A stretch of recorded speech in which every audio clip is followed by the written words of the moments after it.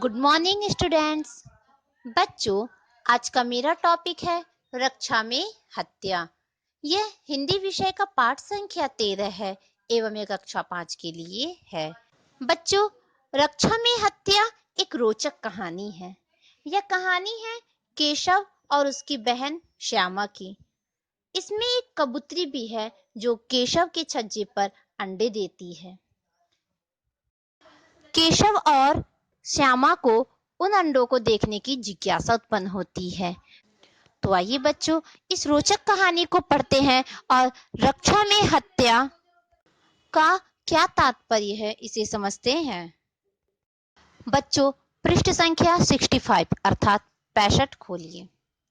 केशव के घर के छज्जे पर एक कबूतरी ने अंडे दिए थे। केशव और उसकी बहन श्यामा दोनों बड़े गौर से कबूतरी को वहां आते जाते देखा करते। उनको देखने में दोनों बच्चों को न जाने क्या मजा मिलता था।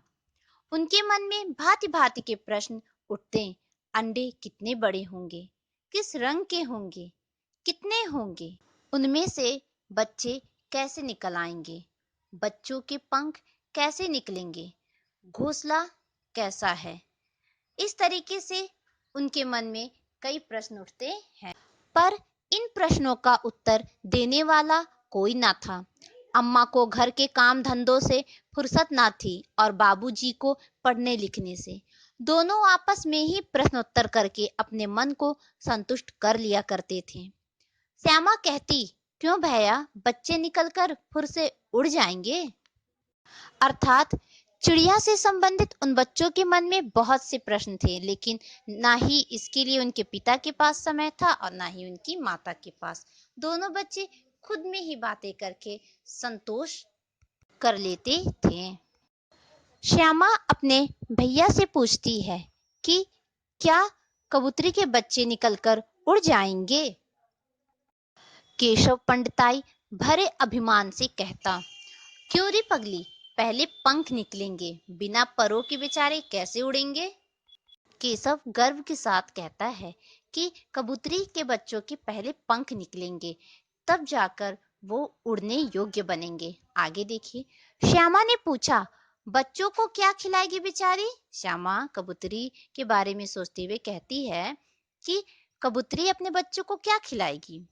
केशव इस जटिल प्रश्न का उत्तर ना दे सकता था। इस तरह 3-4 दिन बीत गए। दोनों बच्चों की अंडे को देखने की इच्छा बढ़ती जा रही थी। उन्होंने अनुमान लगाया, अब अवश्य बच्चे निकल आए होंगे। कबूतरी बेचारी इतना दाना कहाँ पाएगी कि सारे बच्चों का पेट भरे। अर्थात दोनों को यह चिंता सताने लगती है कि यदि कबूतरी के बच्चे निकल आए होंगे तो कबूतरी बेचारी अपने बच्चों का पेट कैसे भरेगी। इस विपत्ति की कल्पना करके दोनों व्याकुल हो गए, यानी इस कष्ट के बारे में सोचकर दोनों परेशान हो जाते हैं। दोनों ने निश्चय किया कि छज्जे पर थोड़ा सा दाना रख दिया जाए। श्यामा प्रसन्न होकर बोली, तब तो कबूतरी को चारे के लिए कहीं उड़कर ना जाना पड़ेगा। केशव बोला, तब क्यों जाएगी। श्यामा बोली, क्यों भैया, बच्चों को धूप ना लगती होगी। श्यामा को अब उनके धूप में रहने की चिंता सताने लगती है। केशव का ध्यान इस कष्ट की ओर ना गया था। अवश्य कष्ट हो रहा होगा, बेचारे प्यास के मारे तड़पते होंगे। ऊपर कोई छाया भी नहीं। आखिर यह निश्चय हुआ कि घोंसले के ऊपर कपड़े की छत बना देनी चाहिए। दोनों ने निश्चय किया कि अब घोंसले के ऊपर कपड़े की छत बना देनी चाहिए।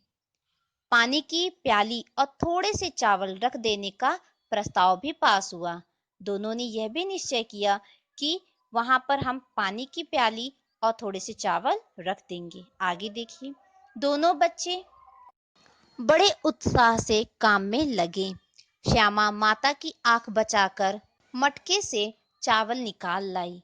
केशव ने पत्थर की प्याली का तेल चुपके से जमीन पर गिरा दिया और उसे खूब साफ करके उसमें पानी भरा। अब चांदनी के लिए कपड़ा कहाँ से आए।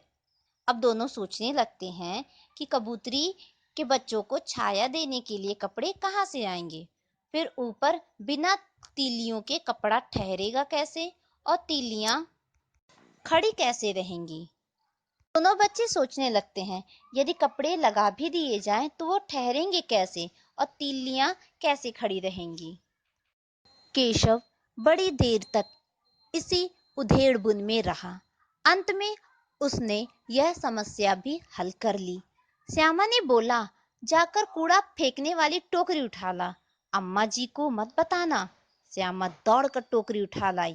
केशव ने उसके सुराख में थोड़ा सा कागज ठूस दिया और तब टोकरी को एक टहनी से टिकाकर बोला, देख, ऐसे ही घोंसले पर इसकी आड़ कर दूंगा, तब कैसे धूप आएगी? श्यामा ने मन में सोचा, भैया कितने चतुर हैं।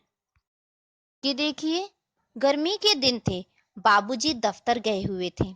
माताजी दोनों बच्चों को कमरे में सुलाकर खुद सो गई थीं, पर बच्चों की आंखों में आज नींद कहाँ, अर्थात उन दोनों की माता उन्हें सुलाने का प्रयास करती हैं, किंतु उन बच्चों को नींद नहीं आती है।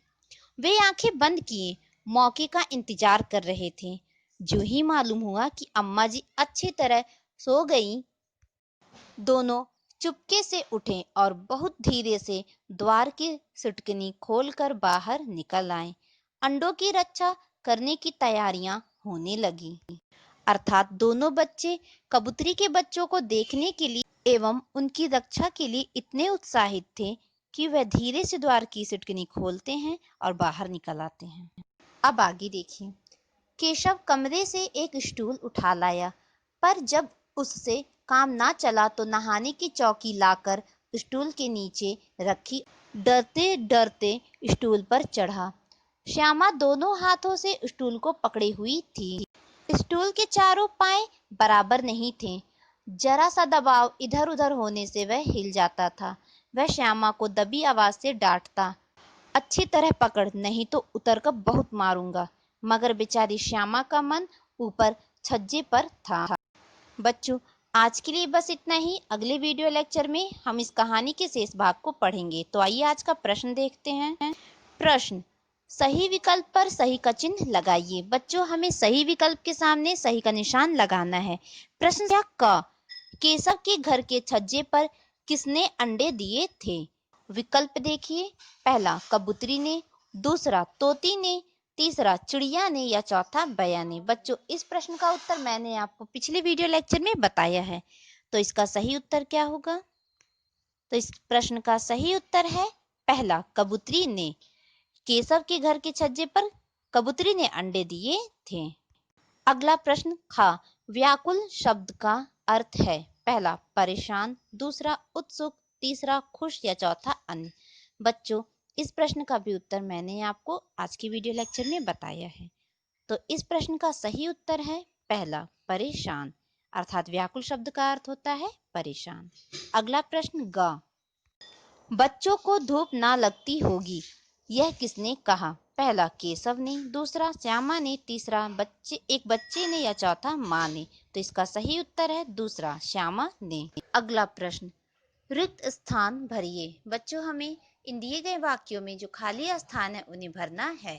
पहला देखिए का, दोनों बच्चों की अंडों की देखने की डैश बढ़ती जा रही है। बच्चों, यहाँ रिक्त स्थान में हम इच्छा शब्द को भरेंगे, अर्थात दोनों बच्चों की अंडों को देखने की इच्छा बढ़ती जा रही है। अगला प्रश्न खा, घोंसले के ऊपर डैश की छत बना देनी चाहिए, अर्थात प्रश्न में पूछा गया है कि घोंसले के ऊपर किसकी छत बना देनी चाहिए? तो उत्तर है कपड़े। यहाँ हम खाली स्थान में कपड़े शब्द भरेंगे। अगला प्रश्न ग, बच्चों की आंखों में डैश कहाँ, अर्थात प्रश्न में पूछा गया है कि बच्चों की आंखों में क्या नहीं थी? तो इस प्रश्न का उत्तर है नींद, अर्थात बच्चों की आंखों में नींद कहाँ। अगला प्रश्न घ, बेचारी डैश का मन ऊपर छज्जे पर था, अर्थात प्रश्न में पूछा गया है किसका मन छज्जे पर था।